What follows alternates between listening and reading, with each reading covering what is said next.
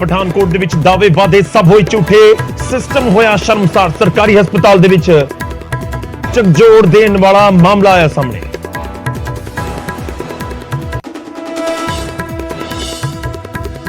ਨੇੜੇ ਆਈ ਰਾਜੋਆਣਾ ਦੀ ਸਜ਼ਾ ਤੇ ਫੈਸਲੇ ਦੀ ਘੜੀ, ਸੁਪਰੀਮ ਕੋਰਟ ਦਾ ਕੇਂਦਰ ਨੂੰ ਆਦੇਸ਼, ਵੀਰਵਾਰ ਤੱਕ ਰੱਖੋ ਆਪਣਾ ਰੁਖ। ਤਾਂ ਬਿੱਟੂ ਬੋਲੇ ਮਾਫੀ ਤਾਂ ਨਹੀਂ ਮਿਲਦੀ, ਪਰ ਫਾਂਸੀ ਤੋਂ ਉਮਰ ਕੈਦ ਹੋਣਾ ਵੀ ਹੋਵੇਗਾ ਕੰਮ। ਨਾਮਕਰਨ ਦੇ ਨਾਲ ਹੀ ਸ਼ਹੀਦ ਭਗਤ ਸਿੰਘ ਇੰਟਰਨੈਸ਼ਨਲ 에ਅਰਪੋਰਟ ਦੇ ਉੱਤੇ ਸ਼ੁਰੂ ਹੋਈ ਸਿਆਸਤ। ਅਕਾਲੀ ਦਲ ਕਾਂਗਰਸ ਨੇ ਨਾਮ ਦੇ ਨਾਲ ਮੋਹਾਲੀ ਨਾ ਹੋਣ ਤੇ ਚੁੱਕੇ ਸਵਾਲ, ਕਿਹਾ ਸੂਬਾ ਸਰਕਾਰ ਨੇ ਪੰਜਾਬ ਵਿਰੋਧੀ ਸਾਜ਼ਿਸ਼ ਦੇ ਅੱਗੇ ਟੇਕੇ ਗੋਡੇ। ਕੈਬਨਿਟ ਮੰਤਰੀ ਫੌਜਾ ਸਿੰਘ ਸਰਾਰੀ ਨੂੰ ਪਾਰਟੀ ਦੇ ਵੱਲੋਂ ਨੋਟਿਸ ਜਾਰੀ, ਖੁਦ ਸੀਐਮ ਮਾਨ ਨੇ ਦਿੱਤੀ ਜਾਣਕਾਰੀ। ਭ੍ਰਿਸ਼ਟਾਚਾਰ ਦੇ ਕੇਸ ਦੇ ਵਿੱਚ ਮੰਤਰੀ ਦੀ ਇੱਕ ਆਡੀਓ ਹੋਈ ਸੀ ਵਾਇਰਲ। ਮੌਜੂਦਾ ਤੇ ਸਾਬਕਾ ਸੀਐਮ ਦੇ ਵਿਚਾਲੇ ਜ਼ੁਬਾਨੀ ਵਾਰ, ਚੰਨੀ ਨੇ ਕਿਹਾ ਜਦੋਂ ਚਾਹੇ ਉਦੋਂ ਮਾਨ ਕਰ ਲੈਣ ਫੋਨ, ਹਰ ਸਵਾਲ ਦਾ ਜਵਾਬ ਦੇਣ ਦੇ ਲਈ ਹਾਂ ਤਿਆਰ। ਤਾਂ ਸੀਐਮ ਮਾਨ ਦਾ ਪਲਟਵਾਰ, ਕਿਹਾ ਸਿਰਫ ਮੋਬਾਈਲ ਤੇ ਹੀ ਕਿਉਂ, ਖੁਦ ਕਿਉਂ ਨਹੀਂ ਆਉਂਦੇ। ਕੱਲ ਸਦਨ ਤੋਂ ਸ਼ੁਰੂ ਹੋਇਆ ਸੀ ਸਿਲਸਿਲਾ। ਬੀਜੇਪੀ ਦੇ ਵਿੱਚ ਜਾਣ ਤੋਂ ਬਾਅਦ ਵੀ ਅਗਨੀਪਥ ਸਕੀਮ ਦੇ ਖਿਲਾਫ ਕੈਪਟਨ ਅਮਰਿੰਦਰ ਸਿੰਘ ਨਿਊਜ਼ 18 ਤੇ ਬੋਲੇ, ਕੇਂਦਰ ਦੀ ਸਕੀਮ ਗਲਤ, ਪਾਕਿਸਤਾਨ ਕਰ ਸਕਦਾ ਹੈ ਅਗਨੀ ਵੀਰਾਂ ਦਾ ਇਸਤੇਮਾਲ। ਗਰੀਬ ਪਰਿਵਾਰਾਂ ਨੂੰ ਹੁਣ ਦਸੰਬਰ ਤੱਕ ਮਿਲੇਗਾ ਫ੍ਰੀ ਰਾਸ਼ਨ, ਸੈਂਟਰ ਨੇ 3 ਮਹੀਨੇ ਤੱਕ ਵਧਾਈ ਸਕੀਮ। ਕੇਂਦਰੀ ਮੁਲਾਜ਼ਮਾਂ ਨੂੰ ਵੀ ਦਿੱਤਾ ਤਿਉਹਾਰਾਂ ਦਾ ਤੋਹਫਾ, ਮਹਿੰਗਾਈ ਭੱਤੇ 'ਚ 4% ਦਾ ਇਜ਼ਾਫਾ। ਦੇਸ਼ ਦੀਆਂ ਫੌਜਾਂ ਨੂੰ ਮਿਲਿਆ ਨਵਾਂ CDS, lieutenant general Anil Chauhan defence of staff ਦੇ ਚੀਫ ਨਿਯੁਕਤ। ਬਿਪਿਨ ਰਾਵਤ ਦੇ ਦੇਹਾਂਤ ਤੋਂ ਬਾਅਦ ਖਾਲੀ ਹੋਈ ਸੀ ਪੋਸਟ।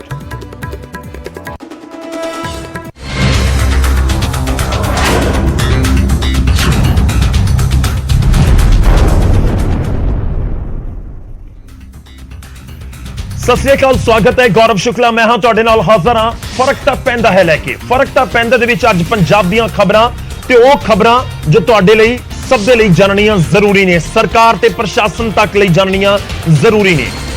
ਅੱਜ ਅਸੀਂ ਤੁਹਾਨੂੰ ਪਠਾਨਕੋਟ ਦੀ ਇੱਕ ਤਸਵੀਰ ਦਿਖਾਵਾਂਗੇ। ਜੇ ਪਠਾਨਕੋਟ ਦੇ ਜਿਹੜੇ ਦਰਸ਼ਕ ਸਾਡੇ ਨਾਲ ਜੁੜੇ ਨੇ ਉਹ ਧਿਆਨ ਨਾਲ ਦੇਖਣ ਕਿ ਉਹਨਾਂ ਦੇ ਸ਼ਹਿਰ ਦੀ ਅੱਜ ਗੱਲ ਪੂਰੇ ਪੰਜਾਬ ਦੇ ਵਿੱਚ ਕਿਉਂ ਹੋ ਰਹੀ ਹੈ, ਇਨਫੈਕਟ ਪੰਜਾਬ ਤੋਂ ਬਾਹਰ ਪੂਰੀ ਦੁਨੀਆ 'ਚ ਕਿਉਂ ਹੋ ਰਹੀ ਹੈ। ਉੱਥੇ ਦਾ ਹਸਪਤਾਲ ਸਵਾਲਾਂ ਦੇ ਘੇਰੇ ਦੇ ਵਿੱਚ ਹੈ। ਜੇ ਸੂਬੇ ਦੇ ਸਿਹਤ ਮੰਤਰੀ ਵੀ ਸਾਡਾ ਪ੍ਰੋਗਰਾਮ ਦੇਖ ਰਹੇ ਨੇ ਤਾਂ ਜ਼ਰੂਰ ਸਾਡੇ ਨਾਲ ਜੁੜੇ ਰਹਿਣ।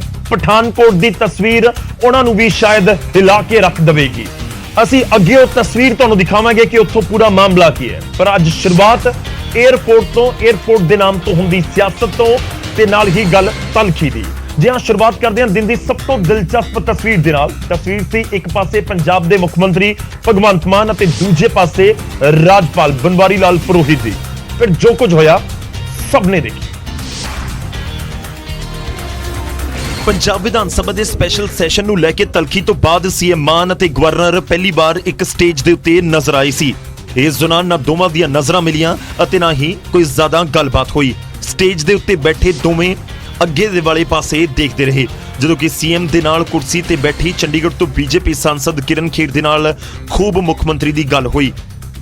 ਇਸ ਤੋਂ ਪਹਿਲਾਂ ਸੀਐਮ ਮਾਨ ਨੇ ਹਰਿਆਣਾ ਦੇ ਗਵਰਨਰ ਬੰਡਾਰੂ ਦੱਤਾਤਰੇਆ ਦਾ ਵੀ ਸਵਾਗਤ ਕੀਤਾ। ਜ਼ਿਕਰ ਖਾਸ ਹੈ ਕਿ ਵਿਧਾਇਕਾਂ ਦੀ ਖਰੀਦ ਫਰੋਖਤ ਦਾ ਇਲਜ਼ਾਮ ਲਗਾ ਕੇ ਸੀਐਮ ਭਗਵੰਤ ਮਾਨ ਨੇ ਵਿਧਾਨ ਸਭਾ ਦੇ ਸਪੈਸ਼ਲ ਸੈਸ਼ਨ ਦੀ 22 ਸਤੰਬਰ ਨੂੰ ਮਨਜ਼ੂਰੀ ਮੰਗੀ ਸੀ। ਮਾਨ ਇਸ ਦੇ ਵਿੱਚ ਭਰੋਸਗੀ ਮਤਾ ਲੈ ਕੇ ਆਉਣਾ ਚਾਹੁੰਦੇ ਸੀ।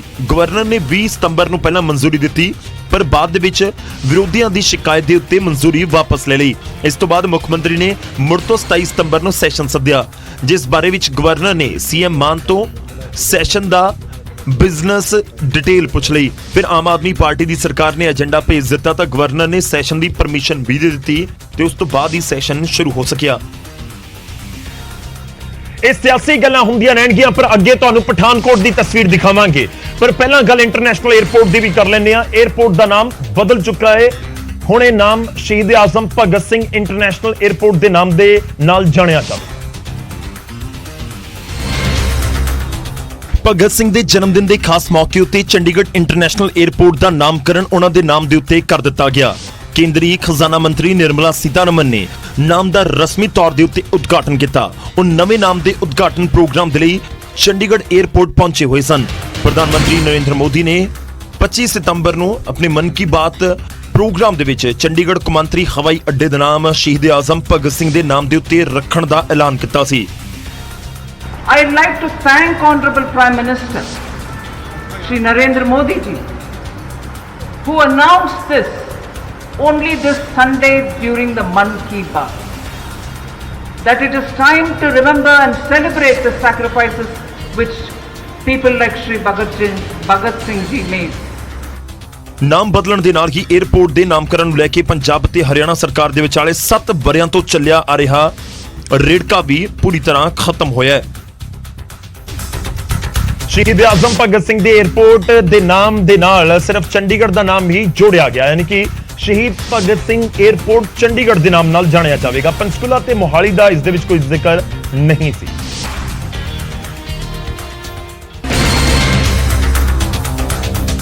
ਇਸ ਤੋਂ ਪਹਿਲਾਂ ਹਰਿਆਣਾ ਇਸ ਦੇ ਵਿੱਚ ਪੰਚਕੂਲਾ ਜੋੜਨ ਅਤੇ ਪੰਜਾਬ ਮੋਹਾਲੀ ਦੀ ਮੰਗ ਕਰਦਾ ਰਿਹਾ ਹੈ। ਕੁਝ ਦਿਨ ਪਹਿਲਾਂ ਪੰਜਾਬ ਦੇ ਮੁੱਖ ਮੰਤਰੀ ਭਗਵੰਤ ਮਾਨ ਅਤੇ ਹਰਿਆਣਾ ਦੇ ਡਿਪਟੀ ਸੀਐਮ ਦੁਸ਼ਯੰਤ ਚੌਟਾਲਾ ਦੇ ਵਿਚਾਲੇ ਮੀਟਿੰਗ ਹੋਈ ਸੀ, ਜਿਸ ਦੇ ਵਿੱਚ 에ਅਰਪੋਰਟ ਦਾ ਨਾਮ ਸ਼ਹੀਦ ਭਗਤ ਸਿੰਘ ਦੇ ਨਾਮ ਦੇ ਉੱਤੇ ਰੱਖਣ ਤੇ ਸਹਿਮਤੀ ਬਣੀ।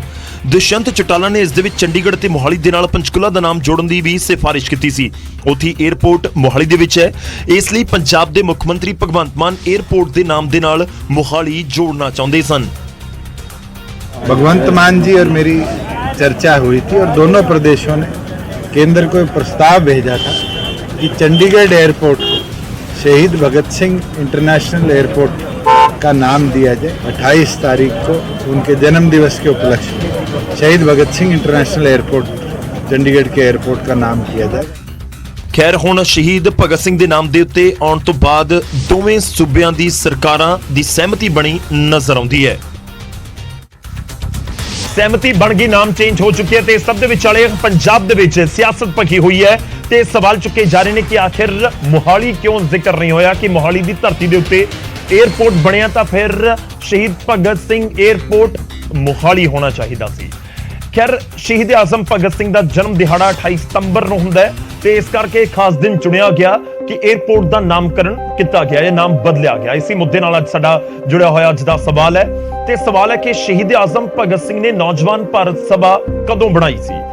ਉਹਨਾਂ ਦੇ ਇਤਿਹਾਸ ਦੇ ਨਾਲ, ਉਹਨਾਂ ਦੀ ਜੀਵਨੀ ਦੇ ਨਾਲ ਜੁੜੇ ਬਹੁਤ ਸਾਰੇ ਤੱਥ ਆਪਾਂ ਜਾਣਦੇ ਹਾਂ, ਪਰ ਕਈ ਵਾਰੀ ਬਹੁਤ ਸਾਰੀਆਂ ਚੀਜ਼ਾਂ ਨਹੀਂ ਵੀ ਪਤਾ ਹੁੰਦੀਆਂ, ਇਸ ਕਰਕੇ ਅਸੀਂ ਅੱਜ ਸਵਾਲ ਪੁੱਛ ਰਹੇ ਹਾਂ। ਜ਼ਰੂਰੀ ਹੈ ਕਿ ਜਿਹੜੀ ਅੱਜ ਦੀ ਪੀੜ੍ਹੀ ਆ ਉਹ ਜਾਣ ਸਕੇ ਕਿ ਆਖਿਰ ਨੌਜਵਾਨ ਭਾਰਤ ਸਭਾ ਕਦੋਂ ਤੇ ਕਿਉਂ ਬਣਾਈ ਸੀ। 4 ਆਪਸ਼ਨ ਤੁਹਾਨੂੰ ਦੇ ਰਹੇ ਹਾਂ, A 1922, B 1926, C 1928 ਜਾਂ D 1930। ਕਾਬਿਲੇ ਗੌਰ ਇਹ ਵੀ ਹੈ ਕਿ 23 ਮਾਰਚ 1931 ਨੂੰ ਉਹਨਾਂ ਨੂੰ ਸ਼ਹੀਦ ਕਰ ਦਿੱਤਾ ਗਿਆ ਸੀ, ਫਾਂਸੀ ਦੀ ਸਜ਼ਾ ਦੇ ਦਿੱਤੀ ਗਈ ਸੀ ਅੰਗਰੇਜ਼ੀ ਹਕੂਮਤ ਦੇ ਵੱਲੋਂ।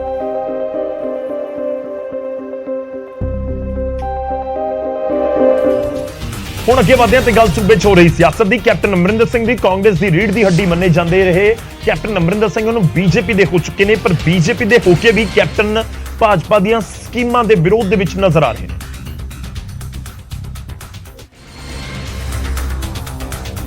ਤੇ ਵਿਰੋਧ ਅਗਨੀਵੀਰ ਮੁਹਿੰਮ ਦਾ, ਉਹ ਮੁਹਿੰਮ ਜਿਸ ਨੂੰ ਬੀਜੇਪੀ ਨੇ ਜ਼ੋਰ ਸ਼ੋਰ ਦੇ ਨਾਲ ਲਾਂਚ ਕੀਤਾ, ਤਿੰਨਾਂ ਫੌਜ ਦੇ ਮੁਖੀ ਨੂੰ ਬਿਠਾਇਆ ਤੇ ਜ਼ੋਰ ਸ਼ੋਰ ਨਾਲ ਪ੍ਰਚਾਰ ਵੀ ਹੋਇਆ। ਪਰ ਕੈਪਟਨ ਅਮਰਿੰਦਰ ਸਿੰਘ ਅਗਨੀਵੀਰ ਨੂੰ ਡੇਂਜਰਸ ਮੂਵ ਕਹਿੰਦੇ ਨੇ। 4 ਸਾਲ ਵਾਸਤੇ ਇੱਕ ਫੌਜੀ ਨੂੰ ਭਰਤੀ ਕਰ ਰਹੇ ਹੋ। 1 ਸਾਲ ਤਾਂ ਉਹ ਫੌਜੀ ਟ੍ਰੇਨਿੰਗ 'ਚ ਹੋਊਗਾ, 1 ਸਾਲ ਉਹਦੇ ਛੁੱਟੀਆਂ।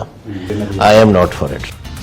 ਬੇਸ਼ੱਕ ਅਗਨੀਵੀਰ ਦਾ ਵਿਰੋਧ ਦਾ, ਪਰ ਕੈਪਟਨ ਬੀਜੇਪੀ ਦੇ ਵਿੱਚ ਆਪਣਾ ਭਵਿੱਖ ਸੁਰੱਖਿਅਤ ਮੰਨਦੇ ਨੇ, ਜਦਕਿ ਕਾਂਗਰਸ 'ਚ ਕੈਪਟਨ ਨੇ ਲੰਬਾ ਅਰਸਾ ਜਿੱਥੇ ਬਿਤਾਇਆ ਸੀ, ਉਹ ਕਾਂਗਰਸ ਦਾ ਭਵਿੱਖ ਕੈਪਟਨ ਨੂੰ ਹੁਣ ਹਿਸਟਰੀ ਲੱਗਣ ਲੱਗਿਆ ਹੈ। There is no ਭਵਿੱਖ। ਕਾਂਗਰਸ ਤਾਂ ਹੁਣ I think it is history. ਮੈਨੂੰ ਤਾਂ ਲੱਗਦਾ ਹੈ ਇਤਿਹਾਸ ਤੁਹਾਨੂੰ ਲੱਗਦਾ ਕਾਂਗਰਸ ਮੁਕਤ ਹੋ ਜਾਏਗੀ? ਮੈਨੂੰ ਵੀ ਲੱਗਦਾ ਹੈ। ਖੈਰ ਕੈਪਟਨ ਦੀ ਨਵੀਂ ਇਨਿੰਗ ਤਾਂ ਸ਼ੁਰੂ ਹੋ ਚੁੱਕੀ ਹੈ, ਪਲਟਨ ਵੱਖਰੀ ਹੈ, ਪਰ ਦੇਖਣਾ ਹੋਵੇਗਾ ਕਿ ਪਲਟਨ ਬਦਲਣ ਵਾਲੇ ਕੈਪਟਨ ਦੇ ਨਾਲ ਹੁਣ ਵੋਟਰ ਤੁਰਦੇ ਨੇ ਜਾਂ ਨਹੀਂ। ਹੁਣ ਵੋਟਰ ਕਿੰਨੇ ਤੁਰਦੇ ਨੇ, ਬੀਜੇਪੀ ਨੂੰ ਕਿੰਨਾ ਫਾਇਦਾ ਹੁੰਦਾ 2024 ਦੇ ਉੱਤੇ ਸਭ ਦੀ ਨਜ਼ਰ ਹੋਏਗੀ, ਕਿਉਂਕਿ ਉਸ ਸਮੇਂ ਦੇਸ਼ ਦੇ ਵਿੱਚ ਲੋਕ ਸਭਾ ਚੋਣਾਂ ਹੋਣੀਆਂ ਨੇ। ਖੈਰ ਕੈਪਟਨ ਦਾ ਜ਼ਿਕਰ ਕਰਨੇ ਆ 2017 ਦੀਆਂ ਵਿਧਾਨ ਸਭਾ ਚੋਣਾਂ ਦੇ ਵਿੱਚ 2 ਵੱਡੇ ਮੁੱਦਿਆਂ ਨੂੰ ਹੱਲ ਕਰਨ ਦਾ ਦਾਅਵਾ ਕੈਪਟਨ ਅਮਰਿੰਦਰ ਸਿੰਘ ਨੇ ਕੀਤਾ, ਸਰਕਾਰ ਬਣਾਈ। ਹੁਣ ਇਹਨਾਂ ਮੁੱਦਿਆਂ ਤੇ ਕੈਪਟਨ ਦਾ ਸਟੈਂਡ ਬਦਲਿਆ ਹੋਇਆ ਨਜ਼ਰ ਆਉਂਦਾ।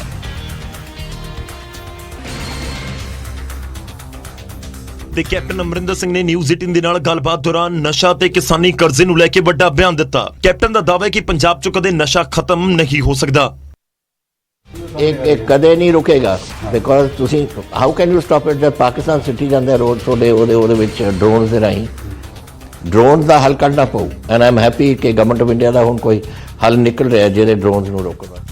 ਹਾਲਾਂਕਿ 2017 ਦੀਆਂ ਚੋਣਾਂ ਦੌਰਾਨ ਕੈਪਟਨ ਨੇ ਕਿਸਾਨੀ ਕਰਜ਼ਾ ਮਾਫ ਕਰਨ ਦਾ ਵਾਅਦਾ ਕੀਤਾ ਸੀ, ਪਰ ਹੁਣ ਕੈਪਟਨ ਨੂੰ ਲੱਗ ਰਿਹਾ ਹੈ ਕਿ ਗੱਲਾਂ ਸੁਣਨ ਨੂੰ ਹੀ ਚੰਗੀਆਂ ਨੇ, ਪੂਰੀਆਂ ਕਰਨੀਆਂ ਮੁਮਕਿਨ ਨਹੀਂ।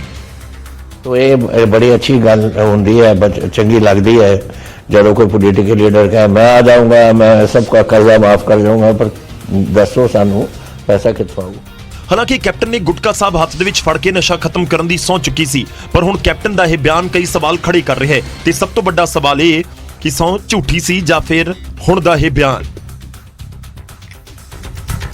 ਕਿ ਸਵਾਲ ਤਾਂ ਜ਼ਰੂਰ ਉੱਠਣਗੇ ਕਿਉਂਕਿ 2017 ਦੇ ਵਿੱਚ ਜ਼ਿਕਰ ਹੋ ਰਿਹਾ ਸੀ, ਨਸ਼ੇ ਦੇ ਮੁੱਦੇ ਦਾ ਜ਼ਿਕਰ ਹੋ ਰਿਹਾ ਸੀ, ਕਰਜ਼ਾ ਮਾਫੀ ਦੇ ਮੁੱਦੇ ਦਾ। ਇਸ ਨੂੰ ਲੈ ਕੇ ਕਾਂਗਰਸ ਨੂੰ ਕੈਪਟਨ ਨੂੰ ਵਿਰੋਧੀ ਲਗਾਤਾਰ ਘੇਰਦੇ ਆਏ ਨੇ। ਖੈਰ ਇਲੈਕਸ਼ਨ ਦੇ ਸਮੇਂ ਦਿੱਤੇ ਗਏ ਬਿਆਨ ਤੋਂ ਬਾਅਦ ਜਦੋਂ ਜ਼ਿਕਰ ਹੋਵੇ ਅਗਲੀ ਵਾਰ ਇਹਨਾਂ ਮੁੱਦਿਆਂ ਦਾ ਤੇ ਉਸ ਸਮੇਂ ਕਿਹਾ ਜਾਵੇ ਕਿ ਨਾ ਕਰਜ਼ਾ ਖਤਮ ਹੋਣਾ ਹੈ ਤੇ ਨਾ ਨਸ਼ਾ, ਫਿਰ ਫਰਕ ਤਾਂ ਪੈਂਦਾ ਹੈ। ਤਾਂ ਕੈਪਟਨ ਅਮਰਿੰਦਰ ਸਿੰਘ ਕਹਿੰਦੇ ਨੇ ਕਿ ਨਾ ਨਸ਼ਾ ਖਤਮ ਹੋ ਸਕਦਾ ਤੇ ਨਾ ਹੀ ਕਰਜ਼ਾ। ਹੁਣ ਅਸੀਂ ਪਠਾਨਕੋਟ ਦਾ ਰੁਖ ਕਰਾਂਗੇ। ਜੋ ਖਬਰ ਮੈਂ ਸ਼ੁਰੂਆਤ ਦੇ ਵਿੱਚ ਜ਼ਿਕਰ ਕੀਤਾ ਸੀ ਕਿ ਜਾਣਨੀ, ਦੇਖਣੀ, ਸਮਝਣੀ ਸਭ ਦੇ ਲਈ ਜ਼ਰੂਰੀ ਹੈ। ਜੀ ਹਾਂ, ਕਰਜ਼ਾ ਜਾਂ ਫਿਰ ਦੂਜੇ ਪਾਸੇ ਨਸ਼ਾ ਖਤਮ ਨਹੀਂ ਹੋ ਸਕਦਾ, ਕੈਪਟਨ ਅਮਰਿੰਦਰ ਸਿੰਘ ਕਹਿ ਰਹੇ ਨੇ, ਪਰ ਪਠਾਨਕੋਟ ਦੇ ਵਿੱਚ ਲੱਗਦਾ ਹੈ ਸਿਸਟਮ ਖਤਮ ਹੋ ਚੁੱਕਾ ਹੈ। ਜੀ ਹਾਂ, ਦਿਨ ਦੀ ਵੱਡੀ ਖਬਰ ਤੇ ਤਸਵੀਰਾਂ ਨੇ, ਉਹ ਅਸੀਂ ਤੁਹਾਨੂੰ ਦੱਸਣ ਜਾ ਰਹੇ ਹਾਂ। ਸਰਕਾਰੀ ਹਸਪਤਾਲ ਦੇ ਵਿੱਚ ਸ਼ਰਮਸਾਰ ਹੋਇਆ ਪੂਰਾ ਸਿਸਟਮ। ਪਠਾਨਕੋਟ ਦੇ ਸਰਕਾਰੀ ਹਸਪਤਾਲ ਦੇ ਵਿੱਚ ਅਣਦੇਖੀ ਦੀ ਇੰਤਹਾ ਹੋ ਗਈ। ਹਸਪਤਾਲ ਦੇ ਫਰਸ਼ ਦੇ ਉੱਤੇ ਇੱਕ ਮਹਿਲਾ ਨੇ ਬੱਚੇ ਨੂੰ ਜਨਮ ਦੇ ਦਿੱਤਾ। ਹਸਪਤਾਲ ਨੇ ਮਹਿਲਾ ਨੂੰ ਭਰਤੀ ਕਰਨ ਤੋਂ ਜੋ ਇਲਜ਼ਾਮ ਨੇ ਕਿਹਾ, ਹਸਪਤਾਲ ਨੇ ਕਿਹਾ ਕਿ ਅਸੀਂ ਭਰਤੀ ਨਹੀਂ ਕਰਨਾ, ਅੰਮ੍ਰਿਤਸਰ ਚਲੇ ਜਾਓ। ਕਾਫੀ ਦੇਰ ਤੱਕ ਫਰਸ਼ ਦੇ ਉੱਤੇ ਹੀ ਪਏ ਰਹੇ ਜੱਚਾ ਬੱਚਾ, ਮਹਿਲਾ ਵੀ ਤੇ ਉਸਦਾ ਨਵਜੰਮਿਆ ਬੱਚਾ ਵੀ। ਹਸਪਤਾਲ ਦੇ ਫਰਸ਼ ਦੇ ਉੱਤੇ ਇਸ ਤਰੀਕੇ ਨਾਲ ਡਿਲੀਵਰੀ ਹੋਈ ਹੈ ਔਰ ਇਹ ਤਸਵੀਰਾਂ ਸਿਸਟਮ ਦੇ ਖਤਮ ਹੋਣ ਦੀਆਂ ਗਵਾਹੀ ਭਰਦੀਆਂ ਨੇ ਕਿ ਜੇ ਸਰਕਾਰੀ ਹਸਪਤਾਲ 'ਚ ਜਾ ਰਹੇ ਹੋ, ਜੇ ਪਠਾਨਕੋਟ ਦੇ ਸਰਕਾਰੀ ਹਸਪਤਾਲ ਦੇ ਮੁਲਾਜ਼ਮ ਦੇਖ ਰਹੇ ਨੇ ਤਾਂ ਇਸ ਚੀਜ਼ ਨੂੰ ਸਮਝਣ, ਦੇਖਣ ਕਿ ਆਖਿਰ ਇਹ ਤਸਵੀਰਾਂ ਕਿੰਨਾ ਸ਼ਰਮਸਾਰ ਕਰਦੀਆਂ ਨੇ ਕਿ ਜਦੋਂ ਇੱਕ ਮਹਿਲਾ ਨੂੰ ਡਿਲੀਵਰੀ ਫਰਜ਼ ਦੇ ਉੱਤੇ ਹੀ ਕਰਵਾਉਣੀ ਪੈ ਜਾਵੇ। ਡਿਲੀਵਰੀ ਤੋਂ ਕਈ ਸਿਰ ਬਾਅਦ ਕਿੰਨੇ ਸਮੇਂ ਤੱਕ ਉਸ ਫਰਜ਼ ਦੇ ਉੱਤੇ ਹੀ ਲਿਟੀ ਰਹੇ। ਪਰਿਵਾਰ ਦੁਹਾਈਆਂ ਪਾਉਂਦਾ ਰਹੇ ਕਿ ਜਾ ਕੇ ਡਾਕਟਰਾਂ ਦੇ ਕੋਲ ਜ਼ਰੂਰ ਗੇੜੇ ਕੱਢਦਾ ਰਹੇ ਕਿ ਆ ਕੇ ਕੋਈ ਦੇਖ ਲਵੋ, ਆ ਕੇ ਕੋਈ ਚੁੱਕ ਲਵੋ ਬੱਚੇ ਨੂੰ ਤੇ ਮਹਿਲਾ ਨੂੰ। ਪੂਰਾ ਮਾਮਲਾ ਤੁਹਾਨੂੰ ਦੱਸਦੇ ਹਾਂ ਕਿ ਮਹਿਲਾ ਨੂੰ ਲੈ ਕੇ ਪਰਿਵਾਰ ਪਹੁੰਚਿਆ ਸੀ ਹਸਪਤਾਲ ਤੇ ਪਰਿਵਾਰ ਦਾ ਇਲਜ਼ਾਮ ਹੈ ਕਿ ਗਰਭਵਤੀ ਮਹਿਲਾ ਡਿਲੀਵਰੀ ਤੋਂ ਪਹਿਲਾਂ ਬਿਲਕੁਲ ਠੀਕ ਸੀ, ਜਿਵੇਂ ਆਮ ਗਰਭਵਤੀ ਮਹਿਲਾਵਾਂ ਹੁੰਦੀਆਂ ਨੇ, ਪਰ ਬਾਵਜੂਦ ਇਸ ਦੇ ਹਸਪਤਾਲ ਦੇ ਵੱਲੋਂ ਕਹਿ ਦਿੱਤਾ ਗਿਆ ਕਿ ਤੁਸੀਂ ਇਸ ਨੂੰ ਅੰਮ੍ਰਿਤਸਰ ਹਸਪਤਾਲ ਲੈ ਜਾਓ, ਪਠਾਨਕੋਟ ਤੋਂ ਅੰਮ੍ਰਿਤਸਰ ਲੈ ਜਾਓ। ਬਾਵਜੂਦ ਇਸ ਦੇ ਕਿ ਉਸ ਸਮੇਂ ਲੇਬਰ ਪੇਨ ਇਸ ਮਹਿਲਾ ਨੂੰ ਸ਼ੁਰੂ ਹੋ ਚੁੱਕੀ ਸੀ ਔਰ ਕਾਬਿਲੇ ਗੌਰ ਹੈ ਕਿ ਉਸ ਤੋਂ ਬਾਅਦ ਮਹਿਲਾ ਬਾਹਰ ਆਉਂਦੀ ਹੈ ਜਾਂ ਉਸੇ ਹਸਪਤਾਲ ਦੇ ਬਿਲਕੁਲ ਕੰਪਲੈਕਸ ਦੇ ਵਿੱਚ ਫਰਸ਼ ਦੇ ਉੱਤੇ ਨਜ਼ਰ ਆ ਰਹੀ ਹੈ, ਸਟ੍ਰੈਚਰ ਨਜ਼ਰ ਆ ਰਹੇ ਹੋਣਗੇ, ਹਸਪਤਾਲ ਦੀਆਂ ਕੁਰਸੀਆਂ ਨਜ਼ਰ ਆ ਰਹੀਆਂ ਨੇ, ਤਾਂ ਉੱਥੇ ਹੀ ਬੱਚੇ ਨੂੰ ਜਨਮ ਦਿੰਦੀ ਹੈ ਇਹ ਮਹਿਲਾ। ਉੱਥੇ ਕਿੰਨੀ ਦੇਰ ਤੱਕ ਇਹ ਮਹਿਲਾ ਉੱਥੇ ਪਈ ਰਹਿੰਦੀ ਹੈ ਤੇ ਉਸ ਤੋਂ ਬਾਅਦ ਲਾਜ਼ਮੀ ਤੌਰ ਤੇ ਸ਼ਾਇਦ ਬਾਅਦ ਦੇ ਵਿੱਚ ਡਾਕਟਰ ਆਗੇ ਹੋਣਗੇ, ਪਰ ਪਰਿਵਾਰ ਕੋਲ ਖੜਾ ਦੁਹਾਈਆਂ ਪਾਉਂਦਾ ਰਿਹਾ ਕਿ ਆ ਜਾਓ ਦੇਖ ਲਓ। ਹਸਪਤਾਲ ਨੇ ਮਹਿਲਾ ਨੂੰ ਭਰਤੀ ਕਰਨ ਤੋਂ ਇਨਕਾਰ ਕਰ ਦਿੱਤਾ ਸੀ। ਅਸੀਂ ਸ਼ੁਰੂਆਤ ਤੋਂ ਕਹਿ ਰਹੇ ਸੀ ਕਿ ਜੇ ਸੂਬੇ ਦੇ ਸਿਹਤ ਮੰਤਰੀ ਦੇਖ ਰਹੇ ਨੇ ਤਾਂ ਸਰ ਅਸੀਂ ਇੰਤਜ਼ਾਰ ਕਰ ਰਹੇ ਹਾਂ ਕਿ ਤੁਸੀਂ ਐਕਸ਼ਨ ਲਵੋ।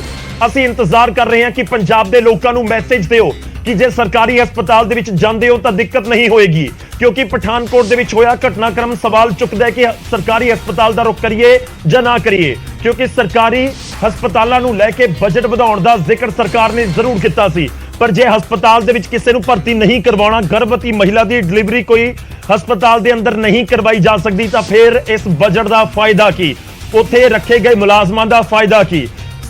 ਜਿਹੜਾ ਫਰਸ਼ ਹੈ ਬਿਲਕੁਲ ਸਾਫ਼ ਨਜ਼ਰ ਆ ਰਿਹਾ, ਚੇਅਰਸ ਲੱਗੀਆਂ ਹੋਈਆਂ ਨੇ, ਉੱਥੇ ਜੇਕਰ ਇਸ ਤਰੀਕੇ ਦੇ ਪ੍ਰਬੰਧ ਕਰਨੇ ਨੇ ਤਾਂ ਫਾਇਦਾ ਕੀ? ਜੇਕਰ ਤੁਸੀਂ ਕਿਸੇ ਮਰੀਜ਼ ਨੂੰ ਨਹੀਂ ਕੋਈ ਸਹੂਲਤ ਦੇ ਸਕਦੇ, ਇਹ ਤਸਵੀਰਾਂ ਜ਼ਰੂਰ ਸਵਾਲ ਚੁੱਕਦੀਆਂ ਨੇ ਕਿ ਸਿਸਟਮ ਕਿੱਥੇ ਹੈ, ਕੋਈ ਸਿਸਟਮ ਹੈ ਵੀ ਜਾਂ ਨਹੀਂ ਹੈ, ਕਿ ਕੋਈ ਗਰੀਬ ਸ਼ਖਸ ਪਹੁੰਚੇਗਾ ਜਿਸ ਦੀ ਕੋਈ ਪਹੁੰਚ ਨਹੀਂ, ਕੋਈ ਸੁਣਵਾਈ ਨਹੀਂ ਹੋਏਗੀ, ਜਾਂ ਫਿਰ ਕਿਸੇ ਦਾ ਫੋਨ ਆਉਣਾ ਸਰਕਾਰੀ ਹਸਪਤਾਲ ਦੇ ਵਿੱਚ ਜ਼ਰੂਰੀ ਹੈ।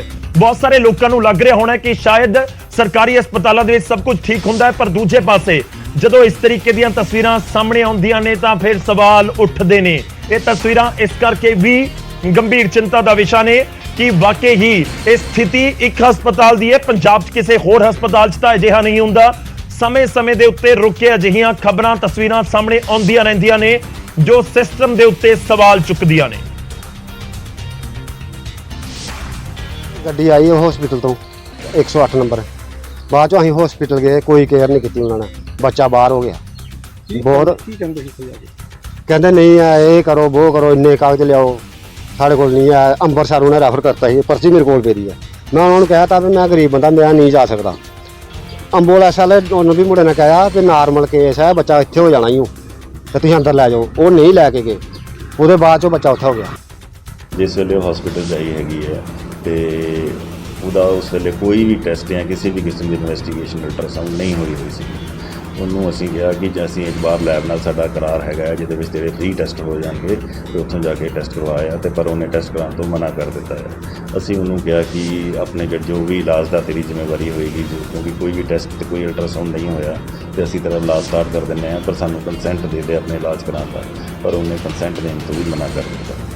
ਤੇ ਕਰੀਬ 12:30 ਵਜੇ ਦੋਏ ਜਿਹੜੇ ਹਸਬੈਂਡ ਵਾਈਫ ਹੈਗੇ ਆ ਹਸਪੀਟਲ ਤੋਂ ਬਾਹਰ ਜਾਣ ਲੱਗੇ ਤੇ ਰਸਤੇ ਵਿੱਚ ਜਿਹੜਾ ਸਾਡਾ ਕੋਰੀਡੋਰ ਹੈਗਾ MCS ਦਾ, ਉੱਥੇ ਹੀ ਉਹਦੀ ਡਿਲੀਵਰੀ। ਤਦ ਤੱਕ ਤੁਸੀਂ ਸੁਣੇ ਹੋਣੇ ਕਿ ਕੁਝ ਉੱਥੇ ਕਿਹਾ ਜਾ ਰਿਹਾ, ਤੇ ਜਿਹੜਾ ਪੀੜਤ ਪਰਿਵਾਰ ਆ ਉਹਨਾਂ ਦੇ ਵੱਲੋਂ ਡਿਟੇਲ ਦੇ ਵਿੱਚ ਦੱਸਿਆ ਗਿਆ ਕਿ ਐਂਬੂਲੈਂਸ ਆਈ ਸੀ, 108 ਦੇ ਉੱਤੇ ਫੋਨ ਕਰਕੇ ਹਸਪਤਾਲ ਲੈ ਕੇ ਪਹੁੰਚੇ ਸੀ, ਪਰ ਜੋ ਸਹੂਲਤ ਜਾਂ ਫਿਰ ਜਿਸ ਤਰੀਕੇ ਨਾਲ ਦੇਖ ਰੇਖ ਹੋਣੀ ਚਾਹੀਦੀ ਸੀ ਨਹੀਂ ਹੋਈ। ਸਦਾ ਰੁਕ ਕਰਦੇ ਹਾਂ ਪਠਾਨਕੋਟ ਤੋਂ ਸਾਡੇ ਸਹਿਯੋਗੀ ਇਸ ਸਮੇਂ ਫੋਨ ਲਾਈਨ ਤੇ ਸਾਡੇ ਨਾਲ ਨੇ ਸੁਖਜਿੰਦਰ ਕੁਮਾਰ। ਸੁਖਜਿੰਦਰ, ਬਹੁਤ ਚਰਚਾ ਅੱਜ ਪਠਾਨਕੋਟ ਦੀ, ਦੱਸੋ ਪੂਰਾ ਮਾਮਲਾ ਕੀ ਹੈ? ਆਖਿਰ ਕਿਉਂ ਹਸਪਤਾਲ ਦੇ ਵਿੱਚ ਇੱਕ ਮਹਿਲਾ, ਗਰਭਵਤੀ ਮਹਿਲਾ ਨੂੰ ਭਰਤੀ ਕਰਨ ਤੋਂ ਇਨਕਾਰ ਕਰ ਦਿੱਤਾ ਗਿਆ? ਜੀ ਬਿਲਕੁਲ। ਮੈਂ ਸਾਨੂੰ ਪਹਿਲਾਂ ਇਹ ਦੱਸਣਾ ਚਾਹਾਂਗਾ ਕਿ ਜਦੋਂ ਵੀ ਕੋਈ ਡਾਕਟਰ ਬਣਦਾ ਹੈ ਜਾਂ ਕੋਈ ਸਟਾਫ ਦੇ ਵਿੱਚ ਆਉਂਦਾ ਹੈ ਤਾਂ ਸਾਨੂੰ ਪਹਿਲਾਂ ਉਹ ਸਹੁੰ ਚੁੱਕਦੇ ਨੇ ਕਿ ਸਾਡੇ ਲਈ ਸਾਨੂੰ ਪਹਿਲਾਂ ਜਿਹੜਾ ਉਹ ਮਰੀਜ਼ ਜਿਹੜਾ ਉਹ ਮਾਇਨੇ ਰਖਾਉਂਦਾ, ਉਹਦੀ ਪਹਿਲੇ ਆਪਾਂ ਜਾਨ ਬਚਾਉਣੀ ਹੈ।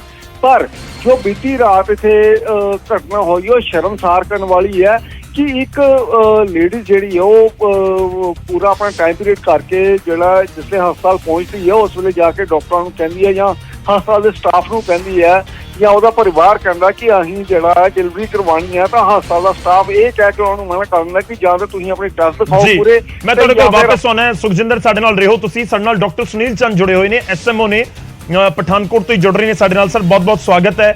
ਹੋਪਫੁਲੀ ਇਹ ਪੂਰਾ ਮਾਮਲਾ ਤੁਹਾਡੀ ਨੌਲੇਜ ਦੇ ਵਿੱਚ ਵੀ ਹੋਏਗਾ ਕਿ ਇੱਕ ਮਹਿਲਾ ਦੀ ਡਿਲੀਵਰੀ ਹੋਈ ਹੈ ਹਸਪਤਾਲ ਦੇ ਫਰਸ਼ ਦੇ ਉੱਤੇ, ਤੇ ਇਲਜ਼ਾਮ ਲੱਗ ਰਹੇ ਨੇ ਕਿ ਉੱਥੇ ਇਸ ਮਹਿਲਾ ਨੂੰ ਭਰਤੀ ਨਹੀਂ ਕੀਤਾ ਗਿਆ। ਜੀ ਇਹ ਮੇਰਾ ਨੌਲੇਜ ਵਿੱਚ ਪੂਰਾ ਮਾਮਲਾ ਹੈਗਾ ਜੀ। ਇਸ ਚੀਜ਼ ਦਾ ਜਦ ਜਿਹੜੇ ਸਾਡੇ ਉੱਚ ਅਧਿਕਾਰੀ ਹੈਗੇ ਉਹਨਾਂ ਨੇ ਬਹੁਤ ਸਖਤ ਸੰਗਿਆਨ ਲਿਆ ਹੈਗਾ ਤੇ ਅੱਜ ਸ਼ਾਮ ਨੂੰ ਉਹਨਾਂ ਨੇ ਇਨਕੁਆਇਰੀ ਮਾਰ ਕਰ ਦਿੱਤੀ ਹੈਗੀ ਹੈ ਤੇ ਕੱਲ ਤੋਂ ਹੀ ਅਸੀਂ ਸਵੇਰ 9 ਵਜੇ ਤੋਂ ਹੀ ਜਿਹੜੀ ਹੈਗੀ ਇਨਕੁਆਇਰੀ ਸ਼ੁਰੂ ਕਰਕੇ ਇੱਕ ਜਾਂ ਦੋ ਦਿਨ ਇਨਕੁਆਇਰੀ ਦੀ ਰਿਪੋਰਟ ਜਿਹੜੇ ਸਾਡੇ ਉੱਚ ਅਧਿਕਾਰੀ ਹੈਗੇ ਆ ਉਹਨਾਂ ਨੂੰ ਦੇ ਦੇਵਾਂਗੇ। ਜਿਹੜਾ ਵੀ ਇਹਦੇ ਵਿੱਚ ਦੋਸ਼ੀ ਪਾਇਆ ਜਾਏਗਾ ਉਹਨਾਂ ਨੂੰ ਕਤਈ ਕਿਸੇ ਵੀ ਕਿਸਮ ਨਾਲ ਛੱਡਿਆ ਨਹੀਂ ਜਾਏਗਾ ਤੇ ਉਹਨਾਂ ਦੇ ਖਿਲਾਫ ਸਖਤ ਤੋਂ ਸਖਤ ਕਾਰਵਾਈ ਕੀਤੀ ਜਾਏਗੀ। ਸਰ ਜੇਕਰ ਤੁਸੀਂ ਦੱਸ ਸਕੋ ਡਾਕਟਰ ਸਾਹਿਬ ਕਿ ਪਠਾਨਕੋਟ ਤੋਂ ਕਿੰਨੇ ਕੇਸ ਰੈਫਰ ਕਰ ਦਿੰਦੇ ਹੋ, ਕਿਉਂਕਿ ਇਲਜ਼ਾਮ ਲੱਗ ਰਹੇ ਨੇ ਕਿ ਜਦੋਂ ਲੈ ਕੇ ਪਹੁੰਚੇ ਪੇਸ਼ੈਂਟ ਨੂੰ ਕਹਿੰਦੇ ਨਹੀਂ ਤੁਸੀਂ ਪਠਾਨਕੋਟ ਨਹੀਂ ਜੀ, ਤੁਸੀਂ ਅੰਮ੍ਰਿਤਸਰ ਲੈ ਜਾਓ। ਜਿਹੜਾ ਸਾਡਾ ਸਿਵਲ ਹਸਪੀਟਲ ਹੈਗਾ ਹੈ ਇਹ ਸੈਕੰਡਰੀ ਕੇਅਰ ਸੈਂਟਰ ਹੈਗਾ ਹੈ ਤੇ ਜਿਹੜਾ ਹਜੇ ਸ਼ੁਰੂਆਤੀ ਜਿਹੜੀ ਇਨਕੁਆਇਰੀ ਹੋਈ ਹੈ ਉਹਦੇ ਵਿੱਚ ਇਹ ਗੱਲ ਦਾ ਪਤਾ ਲੱਗਿਆ ਹੈਗਾ ਕਿ ਪੇਸ਼ੈਂਟ ਫੁੱਲ ਮੰਥ ਜਿਹੜਾ 9 ਮੰਥ ਪ੍ਰੈਗਨੈਂਟ ਸੀਗਾ ਤੇ ਉਹਦਾ ਇੱਕ ਵੀ ਟੈਸਟ ਜਾਂ ਅਲਟਰਾਸਾਊਂਡ ਨਹੀਂ ਹੋਇਆ ਸੀਗਾ ਜੀ, ਤੇ ਇਸ ਕਰਕੇ ਕੋਈ ਬਲੀਡਿੰਗ ਨਾ, ਉੱਥੇ 5th ਟਾਈਮ ਪ੍ਰੈਗਨੈਂਟ ਸੀਗਾ, 5th ਬਰਗਰੈਵਿਟਾ ਸੀਗਾ ਤੇ ਇਹ ਜਿਹੜਾ ਹੈ ਬਹੁਤ ਹੀ ਹਾਈ ਰਿਸਕ ਪ੍ਰੈਗਨੈਂਸੀ ਬਣ ਜਾਂਦੀ ਹੈਗੀ ਹੈ ਤੇ ਇਸ ਕਰਕੇ ਇਹਨੂੰ ਰੈਫਰ ਕੀਤਾ ਹੈ। ਪਰ ਫਿਰ ਵੀ ਜੋ ਵੀ ਇਨਕੁਆਇਰੀ ਹੈਗੀ ਹੈ ਉਹਦੀ ਇਨਕੁਆਇਰੀ ਦੀ ਰਿਪੋਰਟ ਜਿਹੜੀ ਹੈਗੀ ਹੈ 1 ਜਾਂ 2 ਦਿਨ ਚ ਕੁਝ ਅਧਿਕਾਰੀਆਂ ਨੂੰ ਸੌਂਪ ਦਿੱਤੀ ਜਾਏਗੀ। ਤੁਸੀਂ ਸੇਮ ਹਸਪੀਟਲ ਚੁਣਿਓ ਸਰ? ਜੀ ਸਰ। ਮੈਂ ਕਿਹਾ ਤੁਸੀਂ ਉਸ ਹਸਪੀਟਲ ਦੇ ਵਿੱਚ ਚੁਣਨੇ ਹੋ, ਕੌਣ ਹੁੰਦਾ ਉੱਥੇ? ਉੱਥੇ ਜਿਹੜੇ ਨਾਈਟ ਦੀ ਗੱਲ ਹੈਗੀ ਹੈ, ਕੱਲ ਨਾਈਟ ਦੀ ਗੱਲ ਹੈਗੀ ਹੈ, ਜਿਹੜੇ ਨਾਈਟ ਅਫਸਰ ਜਿਹੜੇ ਡਿਊਟੀ ਤੇ ਹੈਗੇ ਆ ਉਹ ਹੁੰਦੇ ਹੈਗੇ ਆ ਤੇ ਜੀ। ਉਸ ਟਾਈਮ ਡਾਕਟਰ ਮੌਜੂਦ ਸੀ ਉੱਥੇ ਜਾਂ ਡਾਕਟਰ ਹੀ ਨਹੀਂ ਸੀ? ਜੀ ਨਹੀਂ, ਡਾਕਟਰ ਮੌਜੂਦ ਸੀ। ਸਰ ਤੁਹਾਨੂੰ ਲੱਗਦਾ ਕਿ ਬਹੁਤ ਵੱਡੀ ਅਣਗਹਿਲੀ ਹੈ ਕਿ ਜਿਸ ਤਰੀਕੇ ਨਾਲ ਇੱਕ ਮਹਿਲਾ ਨੂੰ ਉੱਥੇ ਛੱਡ ਦਿੱਤਾ ਗਿਆ ਉਹ ਫਰਜ਼ ਦੇ ਉੱਤੇ? ਇਨਫੈਕਟ ਇਹ ਵੀ ਜਾਣਕਾਰੀ ਹੈ ਕਿ ਉਹ ਜਦੋਂ ਉਸਨੇ ਡਿਲੀਵਰੀ ਫਰਜ਼ ਦੇ ਉੱਤੇ ਕਰ ਦਿੱਤੀ ਉਸ ਤੋਂ ਵੀ ਕਈ ਦੇਰ ਬਾਅਦ ਜਾ ਕੇ ਡਾਕਟਰਸ ਦੇਖਦੇ ਨੇ, ਜਾਂ ਉਸ ਸਮੇਂ ਤੱਕ ਕਿਸੇ ਨੇ ਨਹੀਂ ਦੇਖਿਆ ਸੀ ਉਹਨਾਂ ਨੂੰ?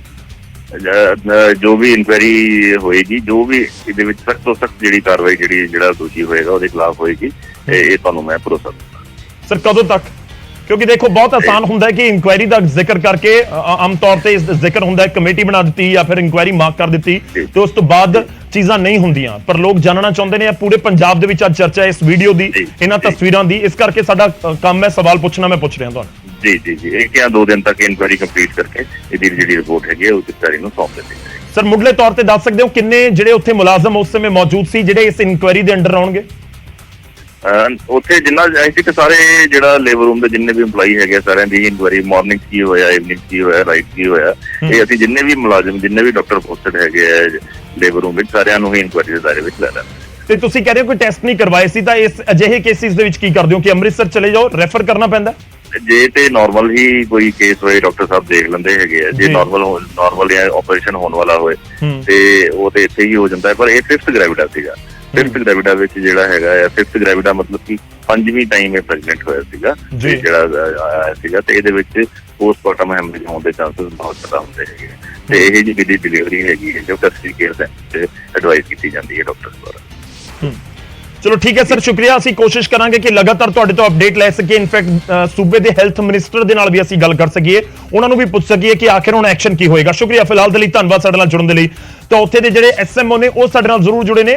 ਖੈਰ ਸ਼ੁਰੂਆਤੀ ਦੌਰ ਦੇ ਉੱਤੇ ਇਹੀ ਚੀਜ਼ਾਂ ਹੁੰਦੀਆਂ ਨੇ ਜੋ ਮੈਂ ਸਵਾਲ ਵੀ ਕਰ ਲਿਆ ਕਿ ਜਾਂਚ ਜਾਂ ਫਿਰ ਜਾਂਚ ਕਮੇਟੀ ਦਾ ਜ਼ਿਕਰ ਕਰਕੇ ਕਹਿ ਦਿੱਤਾ ਜਾਂਦਾ ਕਿ ਕੋਈ ਨਾ ਕੋਈ ਐਕਸ਼ਨ ਲਵਾਂਗੇ, ਪਰ ਇਸ ਪੂਰੇ ਮਾਮਲੇ 'ਚ ਐਕਸ਼ਨ ਕਦੋਂ, ਕਿਵੇਂ ਹੋਵੇਗਾ, ਕਿਸ ਦੇ ਉੱਤੇ ਹੋਵੇਗਾ, ਇਹ ਇੱਕ ਵੱਡੇ ਸਵਾਲ ਨੇ ਜਿਨ੍ਹਾਂ ਦਾ ਜਵਾਬ ਲਾਜ਼ਮੀ ਤੌਰ ਤੇ ਲੈਣ ਦੀ ਕੋਸ਼ਿਸ਼ ਰਹੇਗੀ ਔਰ ਕੋਸ਼ਿਸ਼ ਕਰਾਂਗੇ ਕਿ ਫਰਕ ਤਾਂ ਪੈਂਦਾ ਦੇ ਵਿੱਚ ਡੇਲੀ ਅਪਡੇਟ ਦਈਏ ਤੁਹਾਨੂੰ ਇਸ ਪੂਰੇ ਮਾਮਲੇ 'ਚ ਕਿ ਆਖਿਰ ਐਕਸ਼ਨ ਹੋਇਆ ਕੀ।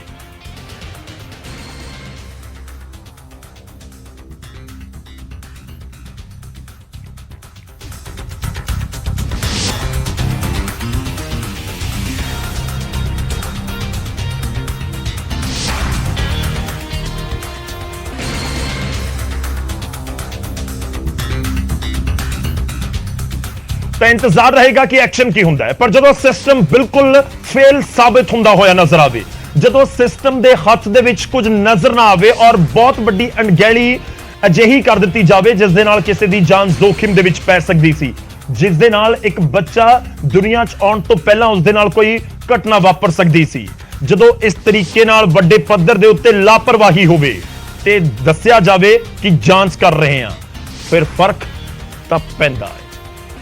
ਉਧਰ ਸੰਗਰੂਰ ਦੇ ਵਿੱਚ ਮੁੱਖ ਮੰਤਰੀ ਦੇ ਘਰ ਦੇ ਬਾਹਰ ਹੰਗਾਮਾ ਹੋ ਗਿਆ। ਨੌਕਰੀ ਮੰਗਣ ਆਏ ਬੇਰੋਜ਼ਗਾਰਾਂ ਦੀ ਪੁਲਿਸ ਦੇ ਨਾਲ ਝੜਪ ਵੀ ਹੋ ਗਈ। EDD ਪਾਸ ਬੇਰੋਜ਼ਗਾਰਾਂ ਨੇ CM ਹਾਊਸ ਨੂੰ ਘੇਰਨ ਦੀ ਕੋਸ਼ਿਸ਼ ਕੀਤੀ, ਪਰ ਪੁਲਿਸ ਨੇ ਬੈਰੀਕੇਡਿੰਗ ਕਰਕੇ ਪ੍ਰਦਰਸ਼ਨਕਾਰੀਆਂ ਨੂੰ ਰਾਹ ਦੇ ਵਿੱਚ ਹੀ ਰੋਕ ਲਿਆ। ਫਿਰ ਵੀ ਪ੍ਰਦਰਸ਼ਨਕਾਰੀ ਮੁੱਖ ਮੰਤਰੀ ਦੀ ਰਿਹਾਇਸ਼ ਦਾ ਘਿਰਾਵ ਕਰਨ ਦੇ ਲਈ ਅੜੇ ਰਹੇ। ਪ੍ਰਦਰਸ਼ਨਕਾਰੀਆਂ ਨੂੰ ਖਦੇੜਨ ਦੇ ਲਈ ਫਿਰ ਪੁਲਿਸ ਨੇ ਬਲ ਪ੍ਰਯੋਗ ਕੀਤਾ। ਉਧਰ ਪ੍ਰਦਰਸ਼ਨਕਾਰੀ ਵੀ ਪੁਲਿਸ ਦੇ ਨਾਲ ਭਿੜਦੇ ਨਜ਼ਰ ਆਏ, ਜਿਸ ਤੋਂ ਬਾਅਦ ਪੁਲਿਸ ਨੇ CM ਹਾਊਸ ਦੇ ਬਾਹਰ ਤੋਂ ਪ੍ਰਦਰਸ਼ਨਕਾਰੀਆਂ ਨੂੰ ਫਿਰ ਖਦੇੜ ਦਿੱਤਾ। ETT ਦੀ ਜਿਹੜੀ ਭਰਤੀ ਆ 5994 ਉਹਦਾ ਜਿਹੜਾ ਜਲਦੀ ਤੋਂ ਜਲਦੀ ਜਿਹੜਾ ਪੋਰਟਲ ਖੋਲ੍ਹਿਆ ਜਾਵੇ ਤਾਂ ਜੋ ਜਿਹੜੇ ਸਾਥੀ ਬੇਰੁਜ਼ਗਾਰ ਹੋਣ, ਆਪਣਾ ਓਵਰੇਜ ਹੋਣ ਦੇ ਕਿਨਾਰੇ ਤੇ ਨੇ, ਉਹਨਾਂ ਨੂੰ ਜਲਦੀ ਤੋਂ ਜਲਦੀ ਜਿਹੜਾ ਪੇਪਰ ਦੀ ਤਿਆਰੀ ਕਰਨ ਤੇ ਭਰਤੀ ਦੇ ਲਈ ਯੋਗ ਹੋ ਸਕਣ। ਇਹ ਪ੍ਰਦਰਸ਼ਨਕਾਰੀ ਨੌਕਰੀ ਦੀ ਮੰਗ ਲੈ ਕੇ ਆਏ ਸਨ। ਤਾਂ ਪ੍ਰਦਰਸ਼ਨਕਾਰੀ ਮੰਗ ਲੈ ਕੇ ਆਏ ਸੀ ਕਿ ਸਾਨੂੰ ਨੌਕਰੀ ਦਿੱਤੀ ਜਾਵੇ ਤੇ ਉੱਥੇ ਇਸ ਤਰੀਕੇ ਨਾਲ ਝੜਪ ਹੋ ਗਈ। ਉਧਰ ਹਰਿਆਣਾ ਦੇ ਕਿਸਾਨ ਅਰਧਨਗਨ ਹੋ ਕੇ ਸੜਕਾਂ ਦੇ ਉੱਤੇ ਪ੍ਰਦਰਸ਼ਨ ਕਰਦੇ ਨਜ਼ਰ ਆਏ। ਭਾਰਤੀ ਕਿਸਾਨ ਯੂਨੀਅਨ ਚੜੂਨੀ ਦੀ ਅਗਵਾਈ ਦੇ ਵਿੱਚ ਫਤਿਹਾਬਾਦ ਅਤੇ ਕੈਥਲ ਦੇ ਕਿਸਾਨਾਂ ਨੇ ਪ੍ਰਦਰਸ਼ਨ ਕੀਤਾ। ਕਿਸਾਨ ਬਰਸਾਤ ਦੀ ਵਜ੍ਹਾ ਦੇ ਨਾਲ ਖਰਾਬ ਹੋਈਆਂ ਫਸਲਾਂ ਦੇ ਮੁਆਵਜ਼ੇ ਦੀ ਮੰਗ ਕਰ ਰਹੇ ਨੇ। ਵੱਡੀ ਗਿਣਤੀ 'ਚ ਇਕੱਠੇ ਹੋਏ ਕਿਸਾਨਾਂ ਨੇ ਸ਼ਾਮਲਾਤ ਜ਼ਮੀਨ ਨੂੰ ਲੈ ਕੇ ਹਰਿਆਣਾ ਸਰਕਾਰ ਦੇ ਵੱਲੋਂ ਲਿਆਂਦੇ ਗਏ ਨਵੇਂ ਕਾਨੂੰਨ ਦਾ ਵੀ ਵਿਰੋਧ ਕੀਤਾ ਹੈ। हरियाणा में लाखों एकड़ जमीन है जो मोदी सरकार और खट्टर सरकार हथियाना चाहती है। हम ऐसा नहीं होने देंगे। हम जमीन के लिए खून की नदियां बहाएंगे। जुमला मुश्तरका देश शामला जो 8 प्रकार की जमीनें हैं उसका जो सरकार कानून लेके आए उसको पूर्ण रूप से वापस ले। ਪ੍ਰਦਰਸ਼ਨਕਾਰੀਆਂ ਨੇ ਸ਼ਾਮਲਾਤ ਜ਼ਮੀਨ ਕਾਨੂੰਨ ਦੀਆਂ ਕਾਪੀਆਂ ਵੀ ਸਾੜੀਆਂ ਤੇ ਮੰਗਾਂ ਨਾ ਮੰਨੇ ਜਾਣ ਤੇ ਵੱਡਾ ਅੰਦੋਲਨ ਕਰਨ ਦੀ ਚੇਤਾਵਨੀ ਵੀ ਦਿੱਤੀ। इस जमीन की तरफ सरकार ध्यान ना करे वरना उठे दिल्ली की तरफ उठे दिल लग जाएंगे। जब तक हमारी मांगे पूरी नहीं होती हम ऐसे ही पूरा आंदोलन ऐसे सक्रिय रखते हैं। ਬੀਤੇ ਦਿਨੀ ਪਏ ਮੀਂਹ ਦੀ ਵਜ੍ਹਾ ਦੇ ਨਾਲ ਝੋਨਾ, ਗੰਨਾ, ਨਰਮਾ ਤੇ ਸਬਜ਼ੀਆਂ ਦੀਆਂ ਫਸਲਾਂ ਨੂੰ ਖਾਸਾ ਨੁਕਸਾਨ ਪਹੁੰਚਿਆ ਹੈ। ਕਿਸਾਨ ਚਾਹੁੰਦੇ ਨੇ ਕਿ ਫਸਲਾਂ ਦੇ ਖਰਾਬੇ ਦੀ ਗਿਰਦਾਵਰੀ ਕਰਵਾਈ ਜਾਵੇ ਤੇ ਮੁਆਵਜ਼ਾ ਦਿੱਤਾ ਜਾਵੇ। ਖੈਰ ਜਦੋਂ ਕਿਸਾਨਾਂ ਨੂੰ ਆਪਣੀਆਂ ਮੰਗਾਂ ਨੂੰ ਲੈ ਕੇ ਸੜਕਾਂ ਦੇ ਉੱਤੇ ਅਰਧਨਗਨ ਹੋ ਕੇ ਪ੍ਰਦਰਸ਼ਨ ਕਰਨਾ ਪਵੇ ਫਿਰ ਫਰਕ ਤਾਂ ਪੈਂਦਾ ਹੈ। ਹੁਣ ਅੱਗੇ ਵਧਦੇ ਹਾਂ ਤੇ ਗੱਲ ਕਰਾਂਗੇ ਇਤਿਹਾਸ ਦੀ ਔਰ 28 ਸਤੰਬਰ ਦਾ ਇਤਿਹਾਸ ਕੀ ਕਹਿੰਦਾ ਉਹ ਤੁਹਾਨੂੰ ਦੱਸਾਂਗੇ। 28 ਸਤੰਬਰ ਦਾ ਇਤਿਹਾਸ ਹੈ ਵਿਸ਼ਵ ਰੇਬੀਜ਼ ਡੇ। ਜੀ ਹਾਂ, ਵਿਸ਼ਵ ਰੇਬੀਜ਼ ਦਿਵਸ ਦੇ ਤੌਰ ਦੇ ਉੱਤੇ 28 ਸਤੰਬਰ ਨੂੰ ਮਨਾਇਆ ਜਾਂਦਾ ਹੈ। ਪਹਿਲੀ ਵਾਰ 28 ਸਤੰਬਰ 2007 ਨੂੰ ਇਹ ਦਿਨ ਮਨਾਇਆ ਗਿਆ ਸੀ। ਇਹ ਦਿਨ ਦੁਨੀਆ ਦੇ ਵਿੱਚ ਵਿਸ਼ਵ ਪੱਧਰ ਦੇ ਉੱਤੇ ਫ੍ਰਾਂਸੀਸੀ ਜੀਵ ਵਿਗਿਆਨੀ ਲੂਈ ਪਾਸਚਰ ਦੀ ਬਰਸੀ ਦੇ ਮੌਕੇ ਦੇ ਉੱਤੇ ਮਨਾਇਆ ਜਾਂਦਾ ਹੈ, ਜਿਨ੍ਹਾਂ ਨੇ ਪਹਿਲੀ ਵਾਰ ਰੇਬੀਜ਼ ਦੀ ਵੈਕਸੀਨ ਵਿਕਸਿਤ ਕੀਤੀ ਸੀ।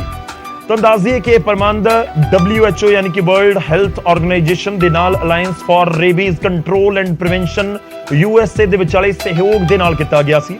ਦੁਨੀਆ ਦੇ ਵਿੱਚ ਰੇਬੀਜ਼ ਦੇ ਜਿਹੜੇ ਮਾੜੇ ਪ੍ਰਭਾਵ ਦੇ ਨਾਲ ਵੱਡੀ ਗਿਣਤੀ 'ਚ ਲੋਕਾਂ ਦੇ ਪੀੜਤ ਹੋਣ ਤੋਂ ਬਾਅਦ ਇਹਨਾਂ ਜਥੇਬੰਦੀਆਂ ਨੇ ਇਸ ਦਿਨ ਦਾ ਪਾਲਣ ਕਰਨਾ ਸ਼ੁਰੂ ਕੀਤਾ। ਇਸ ਸਾਲ ਯਾਨੀ ਕਿ 2022 ਦੇ ਵਿੱਚ ਰੇਬੀਜ਼ ਵਰਲਡ ਰੇਬੀਜ਼ ਡੇ 2022 ਦੀ ਥੀਮ ਹੈ ਰੇਬੀਜ਼ 1 ਹੈਲਥ 0 ਡੈਥਸ। ਇਸ ਸਾਲ ਦੀ ਰੇਬੀਜ਼ ਡੇ ਦੀ ਥੀਮ 0/30 ਯਾਨੀ ਕਿ 2030 ਤੱਕ ਰੇਬੀਜ਼ ਦੀ ਵਜ੍ਹਾ ਦੇ ਨਾਲ ਕਿਸੇ ਦੀ ਮੌਤ ਨਾ ਹੋਵੇ, ਉਹ ਟੀਚੇ ਨੂੰ ਰੱਖਿਆ ਗਿਆ ਹੈ। ਅਤੇ ਇਹ ਵੀ ਦੱਸਦਾ ਹੈ ਕਿ ਕੁੱਤੇ ਦੇ ਨਾਲ ਫੈਲਣ ਵਾਲੇ ਇਹ ਦਿਨ ਜੋ ਜਾਗਰੂਕ ਕੀਤਾ ਜਾਂਦਾ ਹੈ ਕਿ ਕੁੱਤਿਆਂ ਦੇ ਨਾਲ ਫੈਲਣ ਵਾਲੇ ਹਿਊਮਨ ਰੇਬੀਜ਼ ਨੂੰ ਪੂਰੀ ਤਰ੍ਹਾਂ ਖਤਮ ਕਰਨਾ ਮੁਮਕਿਨ ਹੈ। ਖੈਰ, ਜਦੋਂ ਜਾਨਵਰਾਂ ਦੇ ਕੱਟਣ ਨਾਲ ਖਾਸ ਤੌਰ ਤੇ ਕੁੱਤਿਆਂ ਦਾ ਜ਼ਿਕਰ ਕਰਦੇ ਹਾਂ, ਰੇਬੀਜ਼ ਵਰਗੀ ਬਿਮਾਰੀ ਹੁੰਦੀ ਹੈ, ਉਸ ਦੀ ਵਜ੍ਹਾ ਨਾਲ ਕਿਸੇ ਦੀ ਮੌਤ ਹੁੰਦੀ ਹੈ, ਉਸ ਦੇ ਪ੍ਰਤੀ ਹੀ ਲੋਕਾਂ ਨੂੰ ਜਾਗਰੂਕ ਕਰਨ ਦੇ ਲਈ 28 ਸਤੰਬਰ ਨੂੰ ਵਰਲਡ ਰੇਬੀਜ਼ ਡੇ ਦੇ ਤੌਰ ਦੇ ਉੱਤੇ ਮਨਾਇਆ ਜਾਂਦਾ ਹੈ।